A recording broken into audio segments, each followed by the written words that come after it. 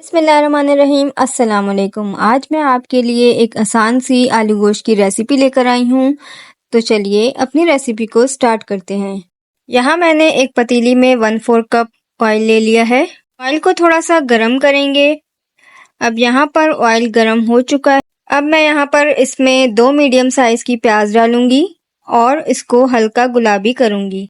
प्याज नरम हो चुकी है। अब मैं इसमें गोश्त शामिल करूंगी। मैंने यहाँ पर आधा किलो गाय का गोश्त लिया है। आप चाहें तो बगैर हड्डी वाला गोश्त भी ले सकते हैं और हड्डी वाला भी ले सकते हैं। मैंने यहाँ पर हड्डी वाला लिया है।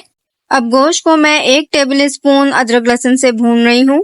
अब 5 मिनट भूनने के बाद मैं मसाले शामिल करूंगी, जिसमें मैं डाल रही हूँ 1/2 टी-स्पून नमक। इसके बाद मैं इसमें शामिल करूंगी 1/4 टी-स्पून हल्दी। मसालों को आप कम ज्यादा कर सकते हैं। अब इसमें मैं ऐड कर रही हूँ 2 टीस्पून पिसा धनिया, 1 टीस्पून पिसी लाल मिर्च। सारे मसाले अब इसमें जा चुके हैं। अब अच्छी तरह से इसको भूनेंगे। तकरीबन 5 मिनट मैंने इसको भून लिया है। अब मैं इसमें 2 मीडियम साइज के टमाटर शामिल करूंगी। अब मैं गोश्त गलाने के लिए इसमें पानी ऐड करूंगी, तकरीबन 4 कप के करीब। आप अपनी मर्जी से भी कम या ज्यादा कर सकते हैं। पानी शामिल करने के बाद अब मैं इसे तकरीबन 1.5 घंटे के लिए पकने के लिए रख दूंगी। 1.5 घंटा हो चुका है, लेकिन अभी इसमें पानी है, तो हम इसे तेज आंच करके पानी खुश्क करेंगे। आप सबको याद दिलाती चलूं, अगर चैनल सब्सक्राइब नहीं किया है तो अभी कर दें और मेरी वीडियो को लाइक जरूर कीजिएगा। पानी खुश्क हो चुका है। अब मैं इसको 5 मिनट तक भूनूंगी अच्छी तरह से।